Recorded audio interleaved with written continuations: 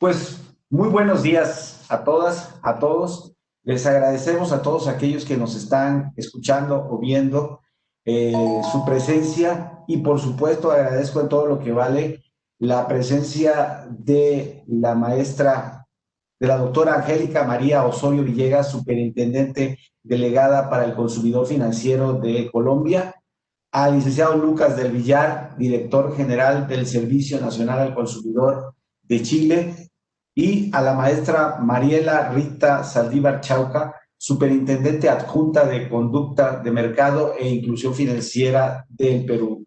Muchísimas gracias a los tres por su presencia.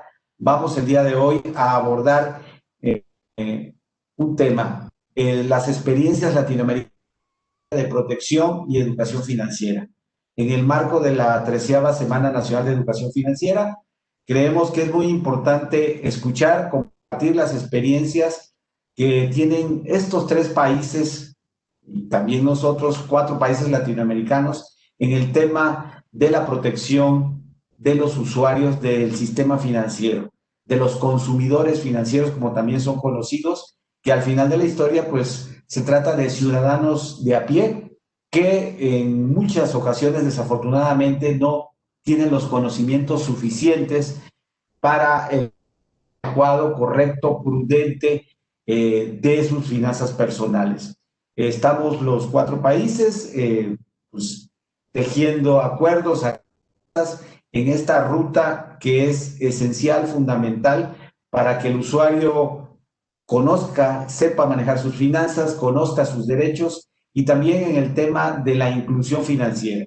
No, uno de los mecanismos esenciales, fundamentales para abatir los rezagos y la pobreza es que efectivamente exista el mayor número de ciudadanos, de personas en el sistema financiero de cada país. Eso dotará al ciudadano de mejores elementos para una vida presente y futura y por supuesto robustecerá el sistema financiero de cada uno de los 4 países aquí presentes. El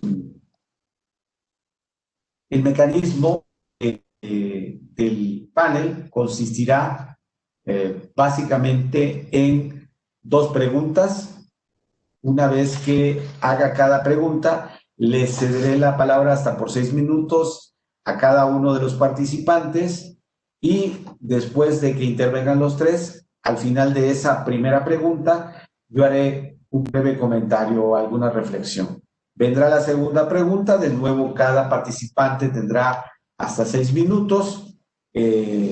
Cerraré con una reflexión de 2 minutos y al final de nuevo le cederé la palabra a cada uno de los participantes que nos hacen el honor de estar aquí hasta por 2 minutos para que den sus conclusiones. Este sería el mecanismo de operación, de presentación de este panel. Bienvenida, Angélica Villegas. Buenos días. Muy buenos días. Bienvenido, Lucas del Villar. Muy buenos días, muchas gracias por la invitación, Oscar. Y bienvenida la maestra Mariela Rita Saldívar Chauca del Perú. Buenos días, igualmente agradecer la invitación. Muchas gracias. Voy a hacer la primera pregunta. La pregunta número 1 es, ¿la educación financiera es la mejor prevención para evitar conflictos entre consumidores e instituciones financieras? Para lograr una inclusión financiera más responsable y para un uso más eficiente de los recursos que los individuos y las familias. ¿Nos podrían contar cuál es el estatus que guarda este importante elemento en cada uno de sus países?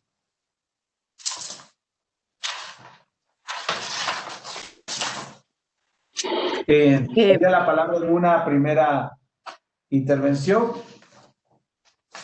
a la doctora Angélica María Osorio, de la vicesuperintendente delegada para el consumidor financiero de Colombia.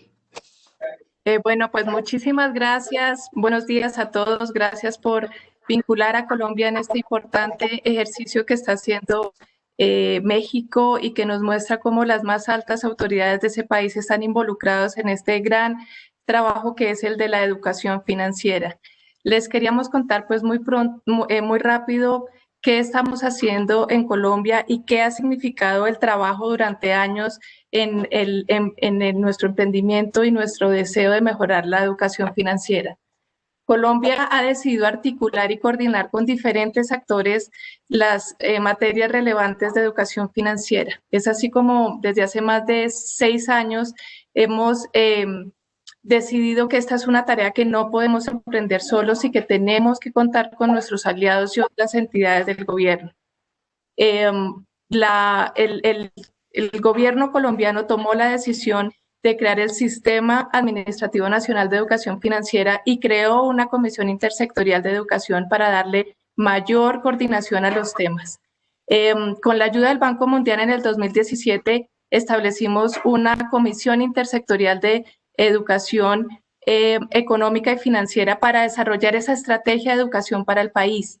Durante varios años trabajamos, hicimos actuaciones coordinadas entre las diferentes entidades que estamos a cargo de este tema y este año, con el impulso del gobierno del presidente Duque, se sacó el COMPES de Educación Financiera. Un COMPES es un documento que saca el Consejo Nacional de Política Económica y Social. Es la primera vez que tenemos un COMPES en el que nos mezcla dos cosas, educación financiera e inclusión financiera. Y con esto se hace una renovación también de esa institucionalidad de coordinación y se le da un impulso al tema de consumidor financiero, de educación y de inclusión muy grande. Eso quiere decir que para el gobierno y para Colombia este es un tema de primera línea. Desde la superintendencia, en esas actividades que les contamos, hemos realizado, hemos fijado las líneas de un programa de educación financiera con alcance para todos. Queremos que la educación financiera vaya a todas las regiones. Por eso, en asocio con USAID, estamos haciendo un testeo de un nuevo programa de educación financiera en el cual nos estamos basando en todos los temas de la economía del comportamiento y en el cual estamos basándonos en los momentos enseñables para poder difundir los mensajes de educación financiera a los jóvenes, adultos o adultos mayores. Este primer programa lo estamos lanzando para para las personas que están iniciando su etapa laboral. Consideramos que va a ser muy exitoso y pues es una actividad que vamos a desarrollar a principios del 2021. Asimismo, la Superintendencia Financiera se preocupa por vigilar la calidad de los programas de educación de las entidades financieras.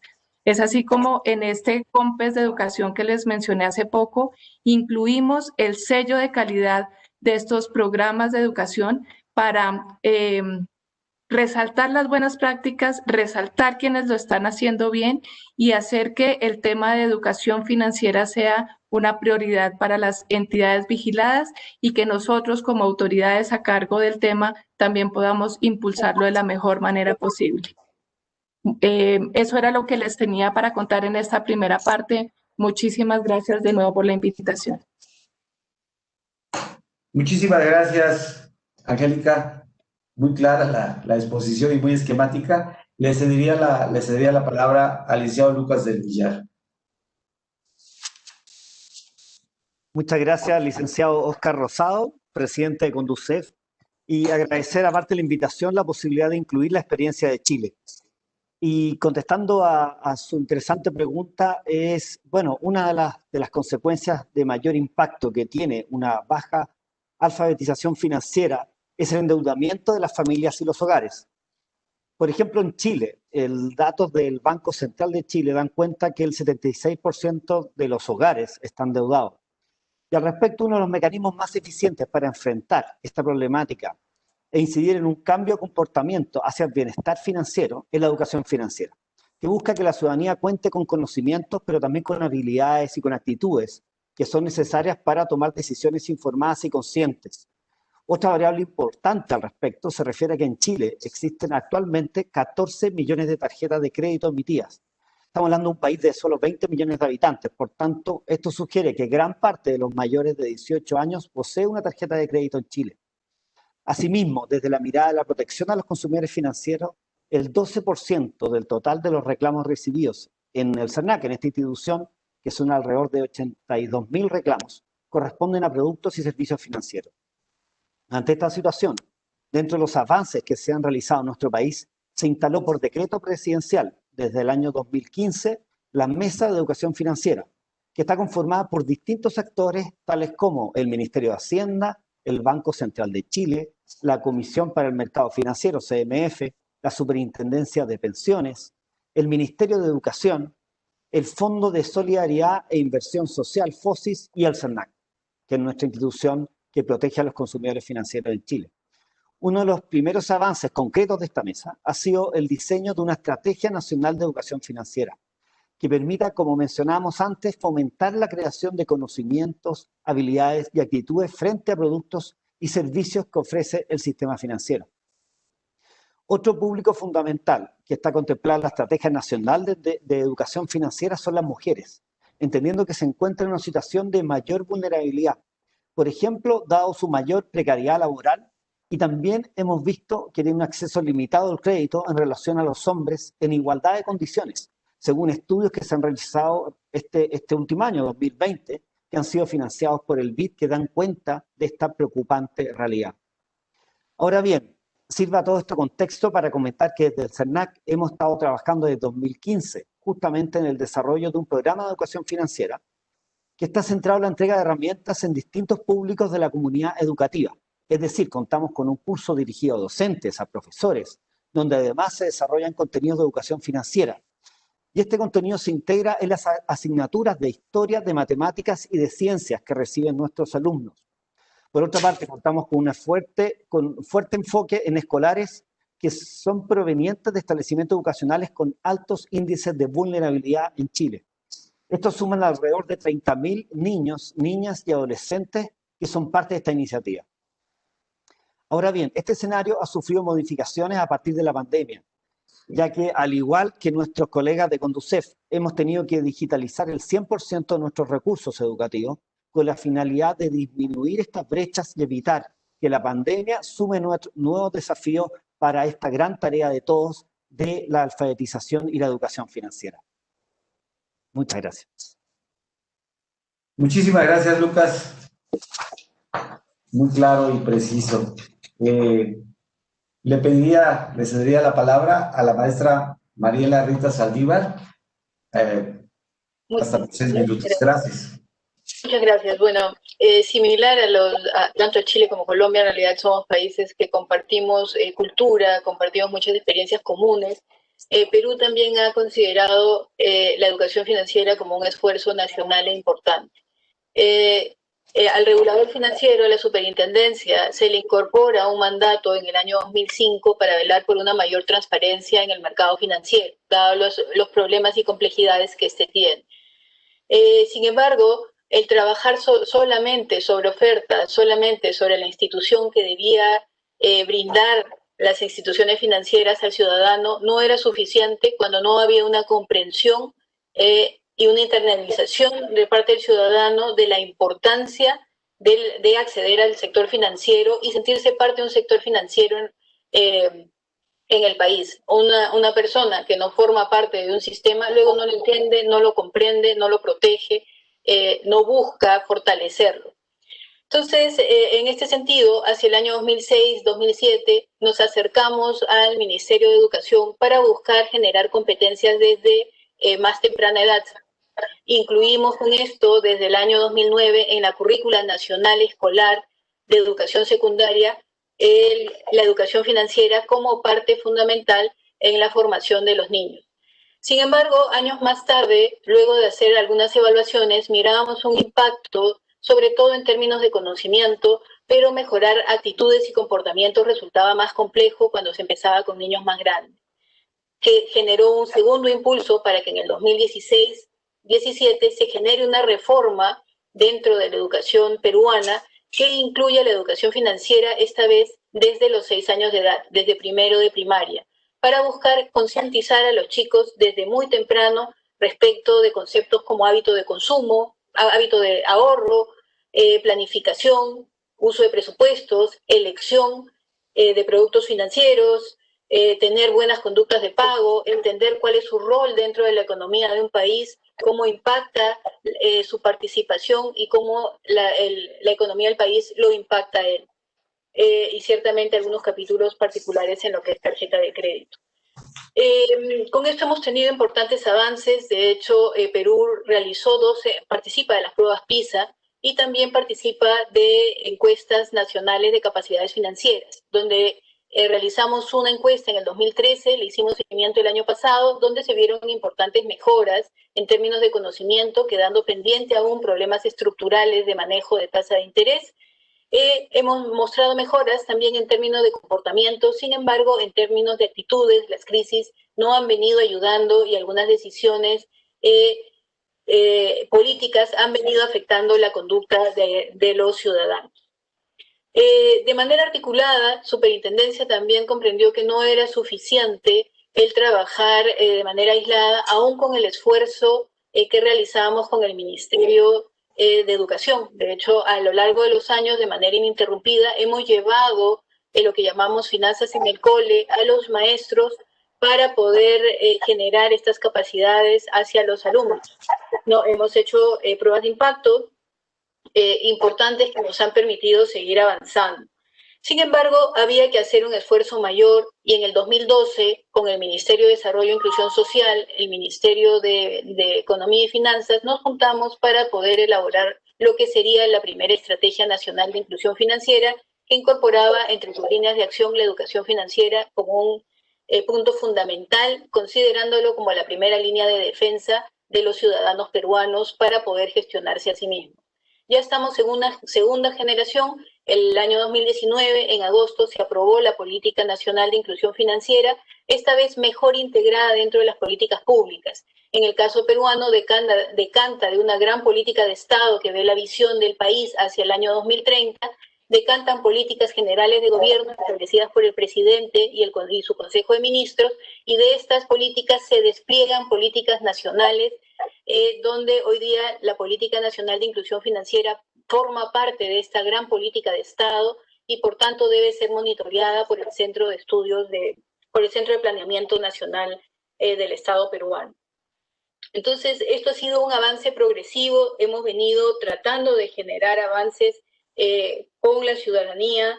Entendemos nosotros que la inclusión financiera no es solamente incorporar más personas en el sistema, se busca una inclusión financiera que resulte, que sea responsable, que genere bienestar hacia el ciudadano de a pie. Y ya faltando un minuto, básicamente señalar también que esta articulación no solamente representaba a entidades del Estado. Hemos estado sentados con el gremio privado y de hecho se ha buscado que por norma dentro de las instituciones privadas se establezcan códigos de conducta, buscando un mejor tratamiento hacia el ciudadano, señalando, y también como lo ha señalado Chile, siendo el sector financiero uno de los sectores más reclamados, si no el que más. Estos códigos de conducta hoy día incluyen principios que deben seguir las instituciones en materia de educación financiera. Esta es una tarea de todos. Si bien Superintendencia en el esfuerzo de capacitaciones ha logrado llegar a más de 200.000 personas a lo largo de las iniciativas de educación financiera, ha ampliado sus plataformas, se ha acercado al ciudadano, llegando a 18 de las 24 regiones del país, buscando pertinencia cultural y con enfoques también hacia grupos vulnerables. No es suficiente. Nosotros somos 32 millones de habitantes, 20 millones de habitantes adultos, y esto requiere un esfuerzo coordinado y estructurado de todos los participantes en el país. Entonces, eso es un poco lo que podría comentarles de la experiencia peruana. Muchísimas gracias, Manuela. Muchas gracias. Pues yo cierro este bloque, de la primera pregunta. Creo que hay muchísimas coincidencias. La coincidencia principal, que es lo esencial y lo fundamental, es que el tema de la educación financiera es parte de la política del Estado, de los 4 estados, es y está inserta en las políticas públicas de los cuatro países. Yo quisiera señalar algunos puntos que han señalado Mariela, Angélica y Lucas en cuanto a que creo que el tema de la economía conductual o economía del comportamiento es esencial. Ese es un tema fundamental, estudiar la conducta, el comportamiento de los usuarios de los sistemas financieros, de los consumidores financieros, para tener una mejor claridad, un mejor diagnóstico y, por supuesto, ofrecer alternativas. Hay un enfoque en jóvenes en los tres países y en México también. El tema de los jóvenes es importantísimo y creo que con los jóvenes lo que funciona es la economía del comportamiento y el marketing. Hay también el tema del endeudamiento. Es un problema, yo creo, muy delicado, lo señala Lucas, pero creo que con el tema de la incertidumbre y de la crisis financiera, económica que se vive en el mundo, el tema del sobreendeudamiento, como le decimos acá en México, o el endeudamiento, va a ser un asunto que va a golpear muchísimo a las familias y tenemos que caminar y avanzar rápido porque el destino ya nos alcanzó. Más allá de un 30-40% de endeudamiento, de destino de recursos, de los ingresos de un consumidor financiero a pagar deuda, pues empieza a complicar la vida de todos. Hay también un tema que lo retomó Lucas, es el tema de las mujeres. Es esencial pensar en estos bloques que quizás sean los que en nuestras encuestas en cada país nos reflejan con mayor problemas y con menor grado de inclusión, que son las mujeres, la población adulta mayor y en algunos casos los jóvenes de comunidades rurales. El tema de la educación financiera con contenidos dentro de la educación básica es un asunto que afortunadamente ha caminado en Perú, en Chile y pues en Colombia está también en ese proceso, y en México estamos ya con la aceptación del Ministerio de Educación, la Secretaría de Educación Pública, para incluir contenidos de educación financiera dentro de la educación básica. Mariela mencionó un tema que es muy importante, que es las mediciones, las encuestas, las mediciones, saber realmente cómo vamos, cómo estamos para poder, si es necesario, corregir el rumbo. Y pues creo que ya tengo los 2 minutos concluidos. En general, pues creo que tenemos posiciones muy coincidentes y lo que sería pues compartir ya con temas específicos sobre lo que están haciendo, sobre esta agenda para construir educación financiera, y concluyo con el tema de que es muy importante también los códigos de conducta de los actores en el mercado. O sea, ese punto que tocó Mariela es esencial. En la medida que podamos construir mejores y más sanas prácticas de mercado, sobre todo en el tema del crédito vinculado al endeudamiento, creo que haremos un gran bien a los ciudadanos.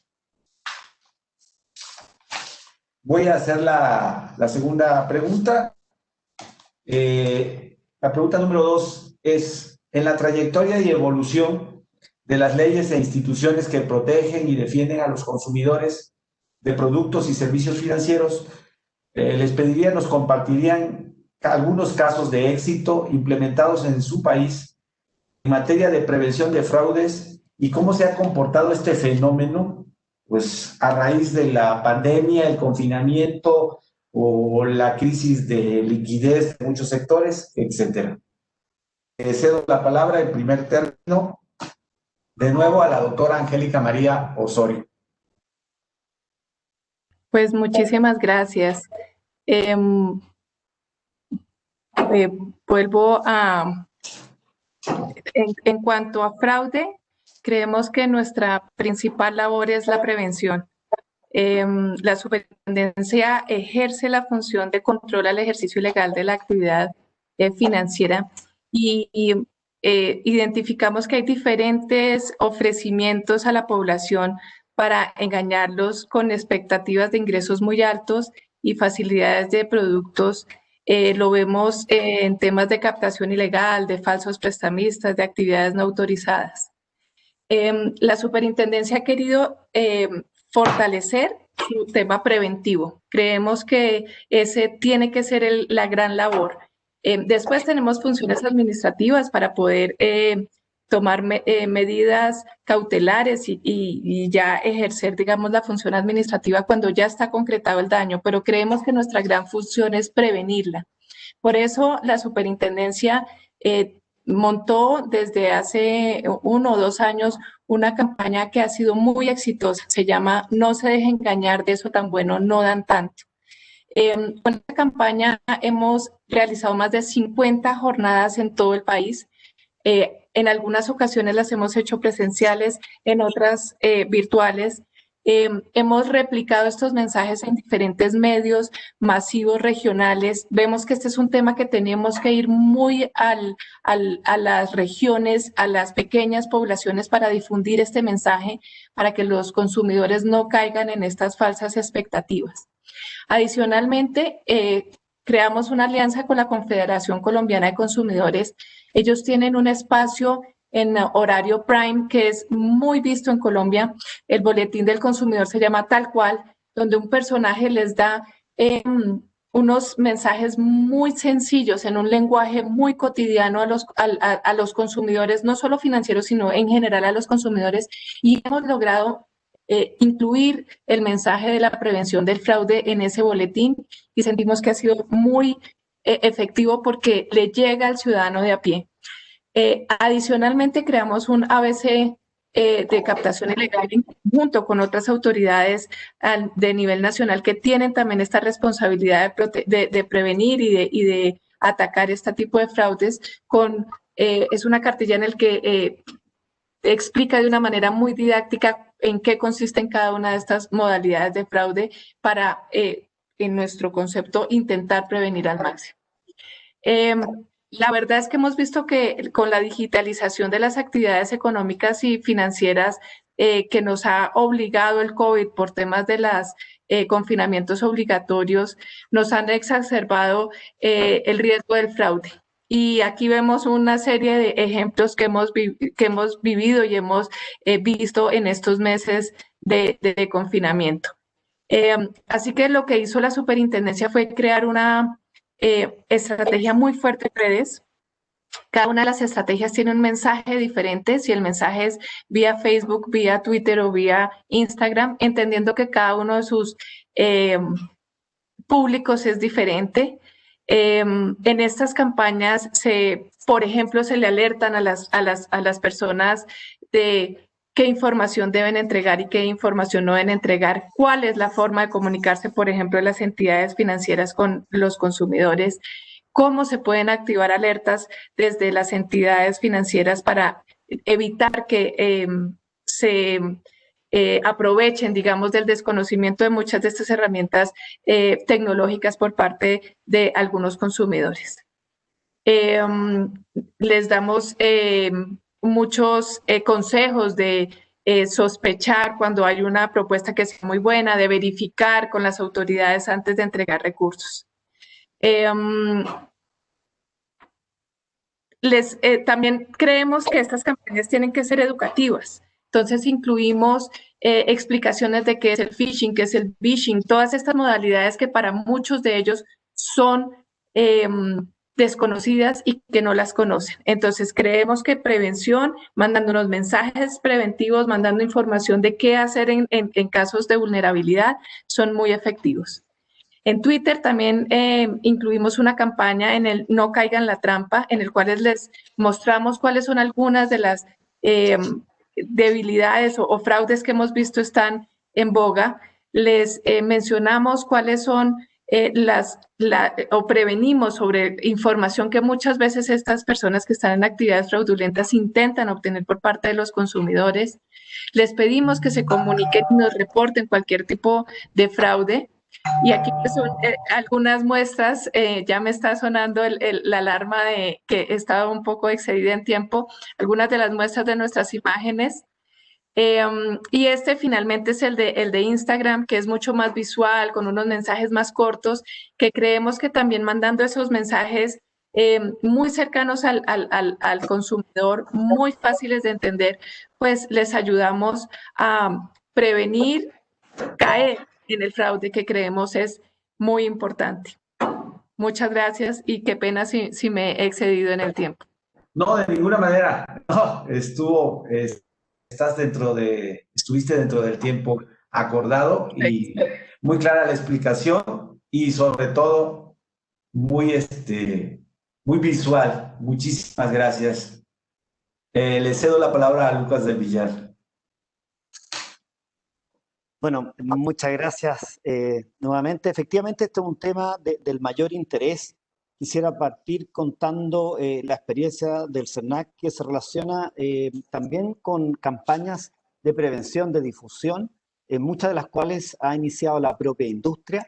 Hemos visto sobre todo estos últimos años, pero me gustaría comentar que en los años anteriores hemos tenido una evolución que partió desde el año 2013 con un incremento importante de los fraudes relacionados con la clonación y ya los años 2018 a la fecha que los problemas de fraude se han visto más bien en la suplantación, ¿cierto? Que han ido evolucionando. Ahora, las principales acciones que ha realizado el CERNAC dice relación más que los fraudes en materia financiera, ha sido en infracciones en materia financiera, en los cuales el CERNAC ha tenido que iniciar sus acciones, principalmente las colectivas, y ha obtenido los últimos años restituciones por montos cercanos, totales a los 100 millones de dólares en los últimos años, en distintos casos, digamos. Principalmente modificación modificación de comisiones, cambios laterales, repactaciones unilaterales también, y también algunos casos de cobro de sobretasas de interés en algunas operaciones específicas. Ahora, en lo normativo, creemos que se ha logrado más avance, por lo menos en lo que ocurre en nuestro país, en relación a los fraudes electrónicos. Es así como el 13 de septiembre del año 2018 entró en vigencia la ley 21.081, que fortaleció al CERNAC, siendo una de las modificaciones más importantes de esta ley la facultad de fiscalizar a las empresas financieras, crear procedimientos voluntarios colectivos, que es un mecanismo administrativo antes del juicio colectivo, con el objetivo de obtener una solución expedita, completa y sobre todo transparente para resguardar a un colectivo consumidor afectado, obteniendo restituciones rápidas. En el ejercicio de esta facultad, el CERNAC ha iniciado distintos procedimientos, algunos que se abrieron recién en abril de este año, contra varias empresas de la industria, el Banco Estado, que es el más grande del país, el Banco BCI, el Banco Itaú y el Banco Scotiabank también, y con retail financiero, con problemas de una serie de fraudes que sufrieron miles de consumidores asociados al uso indebido de tarjetas de crédito y débito en la plataforma Airbnb. En octubre, en el mes de octubre de este año y en el marco de estos procedimientos voluntarios, se alcanzaron algunos acuerdos con los proveedores con un total de más de 7.000 consumidores beneficiados y montos totales de 5 millones de dólares.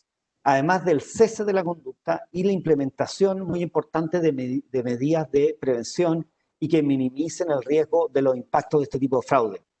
Asimismo, desde la óptica de la regulación, en mayo de este año, 2020, entró en vigencia la ley 21.234, que modificó una antigua legislación, que es la 2009, que estableció un régimen de limitación de responsabilidad para los titulares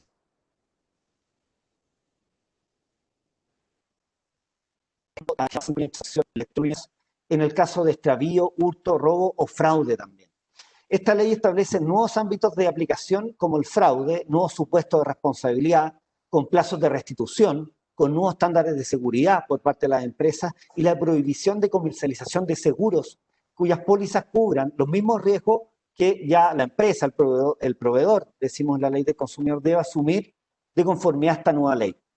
Esto permitió que bajo estos beneficios a los consumidores, estos ya no deban recurrir por la vía judicial para obtener la restitución de los montos defraudados que estaban confiados precisamente al cuidado de estas instituciones financieras, que los bancos deban proceder a retrotraer o devolver los cargos o hacer restitución de fondos en un breve plazo de unos pocos días y que se invierta la carga de la prueba, con lo cual corresponde a la empresa probar judicialmente que el consumidor actuó con dolo o con culpa grave, es decir, por ejemplo, entregando todos sus datos y claves que permitieron este tipo de fraudación.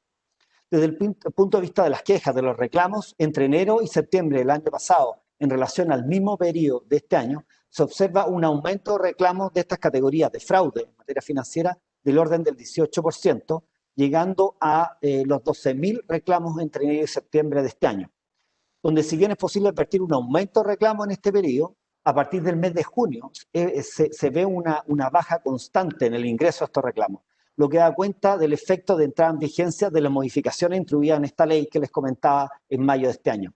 En esta misma materia, el CERNAC también se encuentra realizando un monitoreo de conducta de mercado que consiste en supervisar la obligación de las empresas financieras de restituir en tiempo y forma los montos defraudados.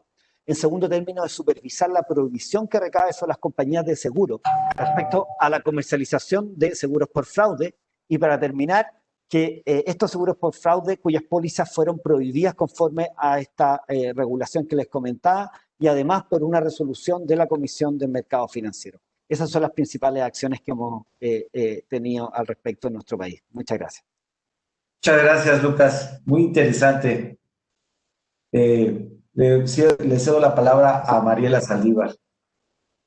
Muy bien. En términos de servicios financieros digitales, Perú ha venido avanzando, en realidad, tratando de promover a que el mercado facilite el despliegue de servicios financieros digitales para tratar de eliminar las barreras geográficas y las limitaciones que hoy día existen bajo servicios con presencia física.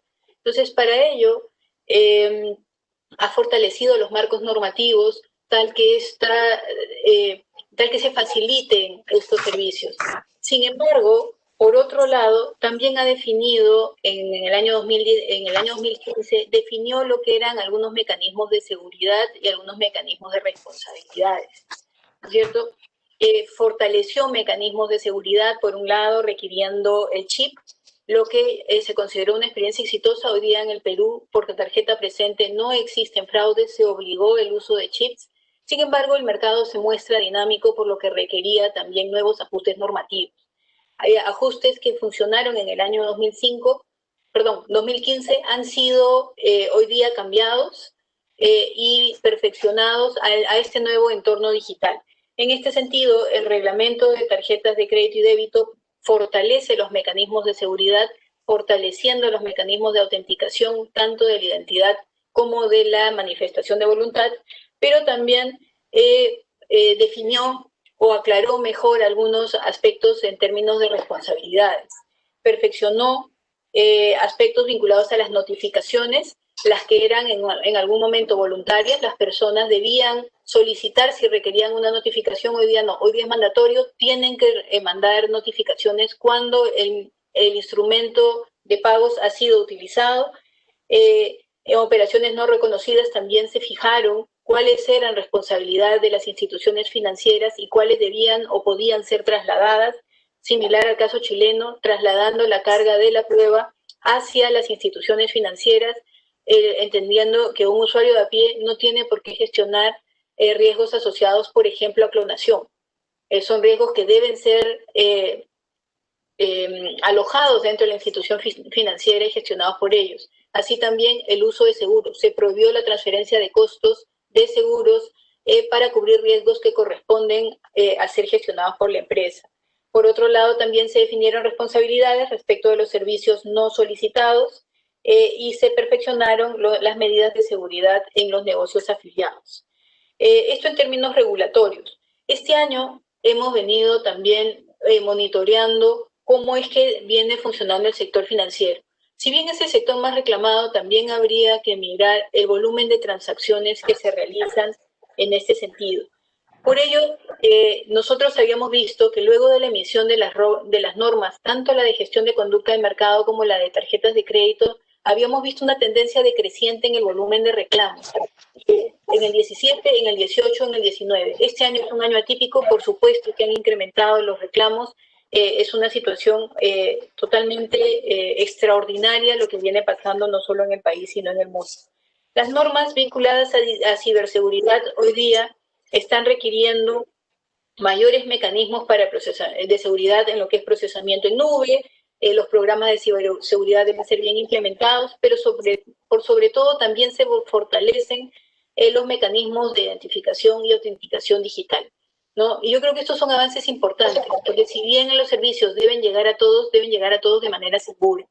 Entonces, hay un monitoreo permanente. Otra estrategia que se ha seguido también para mitigar estos riesgos asociados a los servicios financieros digitales son campañas en redes. También hemos salido agresivamente con campañas en redes, sobre todo porque en este marco de pandemia lo que hemos visto, por ejemplo, es que desde el mes de abril, la cuarentena en el caso peruano se inició en marzo, el canal de banca móvil se ha disparado y ha superado a lo que eran los canales tradicionales de POS y ATMs, por ejemplo. Y esto tiene, pues, si bien grandes beneficios, también involucra grandes riesgos, ¿no?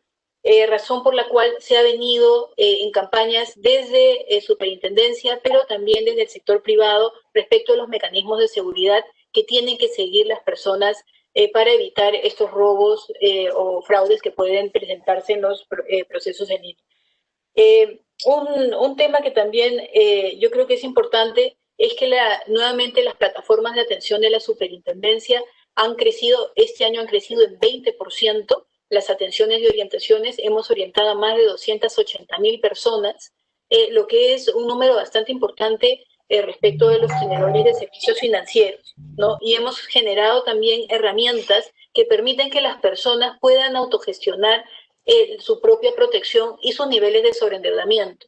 Emitimos nosotros reportes de deuda, las cuales las personas pueden acceder a través del app SBS o de la página web, y es una herramienta que ha recibido más de 2.200.000 consultas este año por los diferentes sectores. Y tiene también acoplado una alerta a calificaciones para que la persona pueda saber si es que su línea ha sido utilizada por encima de lo que la persona había registrado en uso o si ha deteriorado su calificación. Entonces son instrumentos que estamos ofreciendo. Hay algunos apps también en materia de que permiten a las personas manejar su ahorro y sus presupuestos. Pero un tema importante que yo no quisiera dejar de mencionar también es nuevamente la articulación como parte de la política pública. Se han fortalecido no solamente la educación financiera, sino también la educación en materia digital. Y hoy día esta educación corre y atraviesa todas las competencias que se incluyen hoy día en la currícula.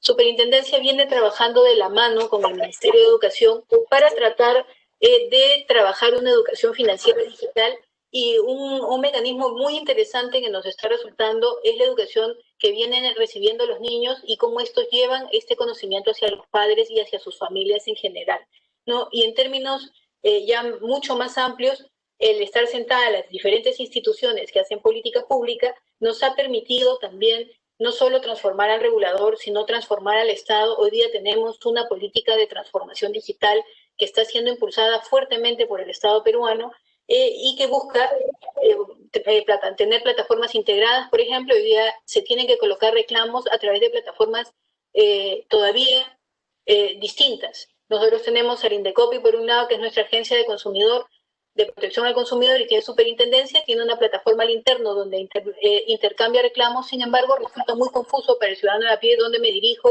cuál es la función de cada una de estas instituciones, y también con la institución de identidad digital, manejar mecanismos de domicilios digitales y la creación, por supuesto, de cuentas hoy día digitales que trabajan directamente con los ID peruanos y que permiten y dan mecanismos de identificación y garantías adicionales de seguridad. Con eso termino. Muchísimas gracias, Mariela. Muy clara y muy precisa la exposición. Pues este es un gran tema. Básicamente estamos hablando aquí de educación financiera, de inclusión financiera, pero para el ciudadano de a pie, en los tiempos y sobre a raíz de la pandemia, el tema financiero se ha vuelto más vinculado a una palabra muy desafortunada, que es fraude. O sea, hay todo un tema debido al confinamiento y activación de estos desafortunados asuntos. Yo quisiera aquí retomar algunas ideas. Me parece muy interesante la propuesta que hace la doctora Angélica María Osorio, o sea, la sencillez en el mensaje, la claridad, el uso de frases que enganchen al consumidor, no se deje engañar, de eso tan bueno no dan tanto. El espacio en televisión abierta es importantísimo para alertar, cuidando de no alarmar, poder llegar al ciudadano de a pie con estas cosas. Los 3 países tienen campañas permanentes en las redes sociales, diferenciadas según el sector y la población que maneja cada red. Y pues también es muy importante incentivar esa actitud de sospecha ante aquellas promociones y ofertas maravillosas que hay que desconfiar, sobre todo las que llegan por correo o algún tipo de mensajería. En el caso chileno es muy interesante, y en el caso peruano también, todo este enfoque muy fuerte hacia la cuestión normativa, los avances que se han dado para ir cerrando las brechas, las posibilidades que hay de abusos y de excesos, tanto en la conducta de quienes venden estos productos financieros, como a veces en el desconocimiento de los usuarios. La prohibición, tanto Perú como Chile hablan de este tema de prohibición de seguros vinculados a temas que la propia institución o sector financiero debe cubrir. En ambos casos hay un tema que tiene que ver con el aumento de quejas y su posterior disminución en el caso de Chile, pero en México igual hemos tenido un aumento significativo de quejas y su posterior disminución, aunque en el caso mexicano está muy centrado en el tema de fraudes. O sea, más que otros asuntos, el fraude, sobre todo por la vía telefónica y comprometiendo datos y con ello moviendo recursos de manera ilegal de la cuenta del tarjetaviente, ha sido lo más común. Hay una restitución. El tema de la restitución en tiempo y forma que tocó Chile es muy importante, muy interesante. Y también hablaba Mariela de trasladar la carga de la prueba a las instituciones financieras. El tema de las notificaciones obligatorias al usuario, al consumidor financiero, cuando se realice alguna transacción, alguna operación, alguna compra. Hay un crecimiento en la atención y orientación de los usuarios debido a la pandemia, y el tema de la educación digital. Finalmente, el tema, como decía Mariela, estamos ante una nueva era, que ya de por sí lo era, y con eso concluyo. Estamos ya en una nueva era donde lo digital es el gran predominio, y el hecho de que estemos reunidos aquí los 3, pues es un ejemplo. Finalmente, para pasar a la etapa final de este panel, quisiera cederle la palabra hasta por 2 minutos a la doctora Angélica María Osorio Villegas, con sus conclusiones de este panel. Bueno, pues muchísimas gracias. Agradecerle a los otros miembros del panel. Realmente es una oportunidad muy buena sentarnos los países que tenemos tantos lazos en común, como son Chile, México, Perú y Colombia, en esta importante tarea que es la educación financiera. Mencionar muy rápido que varios de los temas que han mencionado nuestros colegas tienen coincidencia en lo que está haciendo Colombia. El tema de transformación digital definitivamente llegó para cambiarnos la forma de abordar muchos de los temas que veníamos trabajando con una velocidad relativamente que venía implementándose relativamente rápido, pero que con la pandemia todos estos temas tomaron un impulso que ya no lo va a parar nadie. Nos toca saber que lo digital se volvió parte de toda la cotidianidad. En Colombia también hemos desarrollado varias normas sobre todo el tema de riesgo operativo, sobre el tema de transformación digital, que va muy de la mano lo mencionado en México y en Chile. Creemos que las normas deben impulsar esta clase de iniciativas.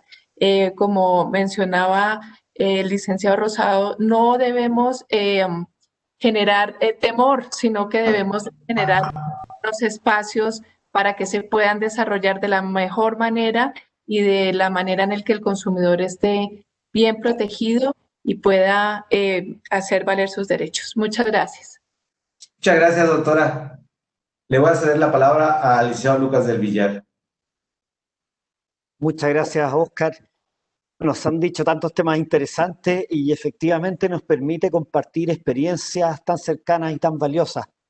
Me gustaría plantear la relación que existe entre las dos temáticas, la educación financiera y la prevención más allá del fraude, que es uno de los problemas actuales, sobre todo con la pandemia, se ha incrementado, y ahí hacer también un alcance. En nuestro país, a partir de la pandemia, se han incrementado los fraudes en otros mercados no financieros, por ejemplo, el comercio electrónico, incluso trámites con el mismo Estado. Pero obviamente que lo grueso es el problema en el mercado financiero y los consumidores que tienen brechas importantes en productos complejos que les cuesta muchas veces ejercer estos derechos. Pero sin lugar a dudas, la educación financiera, la alfabetización, y eso va de la mano también con la inclusión digital que puedan realizar los estados con esfuerzos que son mucho más transversales que lo que tienen que hacer nuestras agencias para permitir que ellos se enfrenten de mejor forma a lo que ocurre en el mundo digitalizado, en el mundo que ya no es futuro, sino que ya es presente. Nosotros también hemos visto que existen algunas brechas, algunas simetrías de grupos vulnerables, sobre todo en el mercado digital, incluyendo el financiero, principalmente personas de la tercera edad, migrantes, y también hemos visto, bueno, obviamente los grupos socioeconómicos que se han incluido en los mercados financieros que a veces tienen muchas dificultades, sobre todo con los distintos mecanismos de resguardo de la seguridad que han ido optando las empresas. Ahí vemos que hay un espacio para avanzar, pero desde ya nosotros estamos disponibles para coordinar todos los avances que tengamos como agencia para mejorar la respuesta que le damos a los ciudadanos y entregarles las herramientas de educación financiera para ellos también ejercer su derecho y empoderarse en relación a lo que está ocurriendo. Muchas gracias. Muchas gracias, Lucas. Muy interesante el planteamiento de ambos. Finalmente, le cedo la palabra a la maestra Mariela Saldívar. Bueno, en realidad concuerdo con las dos participaciones. Se han tocado temas sumamente importantes y yo en realidad me quedo con la sensación de que ya hoy día no es suficiente la coordinación interinstitucional a nivel país, sino que se hace indispensable también tener una coordinación internacional entre los países que tenemos realidades muy similares y que podemos compartir experiencias y acortar los espacios, acelerar los desarrollos en el bienestar de cada uno de los países nuestros, ¿no? Por otro lado, similar, en realidad la transformación digital ha venido a quedarse. Hoy día la pandemia la ha acelerado. Personas que hoy día operan a través de un teléfono celular, mañana ya no se van a acercar a una ventanilla a hacer un retiro de dinero. La conducta ha cambiado, el comportamiento ha cambiado y tenemos que adecuarnos rápido en un mundo que cambia cada vez más rápido. Me llevo en realidad la sensación de que tanto la protección al consumidor como la educación financiera, ya sea esta digital o no, es fundamental para un desarrollo económico no solo sostenido, sino sostenible, ¿no? Que elimine desigualdades y que genere bienestar a los ciudadanos en el país. Es importante tratar de encontrar un balance entre lo que es la protección al consumidor, lo que es la integridad financiera, la estabilidad financiera, la inclusión financiera, la educación financiera, ¿no? Es un reto manejar este balance en los países nuestros, en realidad yo creo que es un reto para cualquier país, ¿no? Muchísimas gracias a la maestra Mariela Saldívar. Pues creo que pues estamos por concluir el panel. Efectivamente, creo que pues mi primera impresión es que es muy enriquecedor escucharnos y ver que de alguna manera hay una coincidencia en muchísimas cosas que tienen que ver con la educación financiera, con un mecanismo preventivo, formativo, y que tenemos la claridad de que debe ser parte de las políticas públicas, de las políticas del Estado, de los 4 países, la política de Estado de los 4 países. Ya he dicho una serie de ideas que aquí se han repetido. Me queda muy claro que lo esencial, lo fundamental, lo más fuerte es que lo digital llegó para quedarse. No hay aquí se dijo, hay un verdadero problema en esta era digital que la pandemia aceleró, porque tanto en los conocimientos, las capacidades, pero también con la conectividad. Ese es el gran tema aquí en México, la conectividad de los servicios de Internet. Tenemos un país con población muy dispersa, son más de 110 millones de habitantes, pero tenemos un serio problema en México y de alguna manera lo debe existir en otros países, de la conectividad. En la era digital, la discriminación se da por la falta de conocimientos y habilidades en el tema digital y también por la falta de conectividad. Son ambos factores. Esta era digital también trae un nuevo problema. Yo creo que nosotros estamos aquí retomando el asunto en México, pero en la práctica, en unos 4 años, yo creo que es cuestión de 5 años a lo sumo, si no es que menos, los plásticos van a ser totalmente sustituidos o van a ser relegados a un segundo término con respecto al uso de los teléfonos celulares o los smartphones. Entonces, nosotros en México estamos viendo que mientras que hay cada día reglas más estrictas de autenticación biométrica, una serie de pasos para poder sustituir el plástico que se extravía, que se roba, algún plástico que se extravía o que se le robe a un consumidor, o bien un plástico que ya llegó al fin de su uso, ya su fecha de término llegó.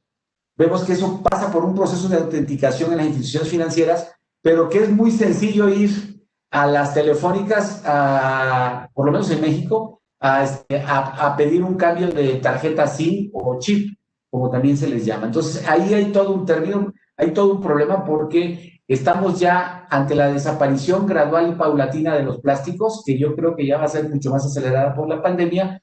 El plástico será sustituido indiscutiblemente por los teléfonos celulares. Y ahí, de facto, las telefónicas se convierten en una especie, entre comillas, de corresponsales de operadores del sistema financiero. Yo quisiera cerrar mi intervención diciendo que efectivamente hay que avanzar en acercar los términos, los productos, la protección, la educación financiera a los niños a través del planteamiento de contenidos de educación financiera en educación básica. Y también la otra premisa que nosotros estamos trabajando en México es tener un lenguaje sencillo, directo, accesible, que vincule las finanzas personales con la vida cotidiana. Es todo un reto poderle hablar a diferentes sectores del mercado, a diferentes segmentos de población, con los lenguajes, con el lenguaje, con el código, con el idioma, que ellos puedan hacer suyo y meterlos al tema de las finanzas personales y de su correcto manejo. Y de ahí el tema también de no hacerlo, de caer en un problema de endeudamiento, como señala Lucas. Y concluyo diciendo que pues, la coordinación es indispensable. Podemos, y es así, ya se los he comentado desde en las reuniones previas, de tener un mecanismo, sí, formal, institucional. Nadie está reñido con eso, es parte del esquema, pero Independientemente de eso, estamos, en el caso nuestro, a las órdenes, a su disposición, para compartir cualquier tipo de experiencia, de información que pueda ser útil para todos y cada uno de ustedes. Pues por mi parte sería todo. Agradezco muchísimo su participación, a la maestra Mariela Saldívar, a la doctora Angélica María y al licenciado Lucas Villar. Pues muchísimas gracias.